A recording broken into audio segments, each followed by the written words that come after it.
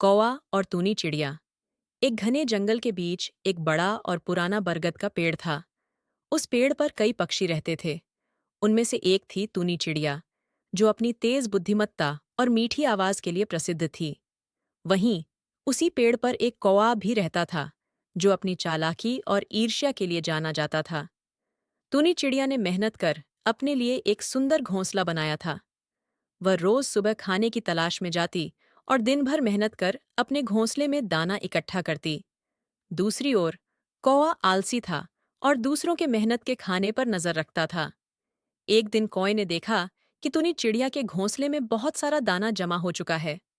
ईर्ष्या से जलते हुए उसने सोचा, क्यों ना मैं इसे मारकर इसका खाना चुरा लूं।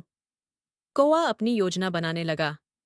कौवा तूनी चिड़िया के पास गया और मीठी आवाज में बोला, तूनी बहन, तुम तो बड़ी मेहनती हो।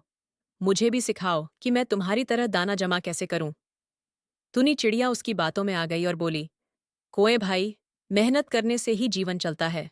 मैं तुम्हें जरूर सिखाऊंगी। अगले दिन तूनी चिड़िया कोए को अपने साथ ले गई और उसे दाना जमा करने के तरीके बताए। लेकिन कुआ मेहनत नहीं करना चाहता था। वह बार बार बहाने बनाकर आराम करता रहा। तूनी चिड़िया को कुएं की चाल समझ नहीं आई। कुछ दिनों बाद कौवा अपनी योजना को अंजाम देने के लिए तूनी चिड़िया के घोंसले में घुस गया।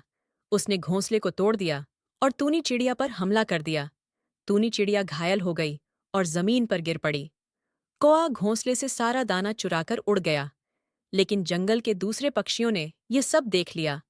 उन्होंने कौवे को पकड़ लिया और उसकी करतूतों के लिए उसे सजा दी। तूनी चिड़िया को पक्षियों ने मिलकर सहारा दिया और उसका इलाज किया।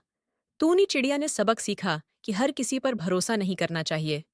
वहीं कौवा अपनी सजा भुगतते हुए यह समझ गया कि दूसरों का हक छीनकर कभी सुखी नहीं रहा जा सकता। शिक्षा।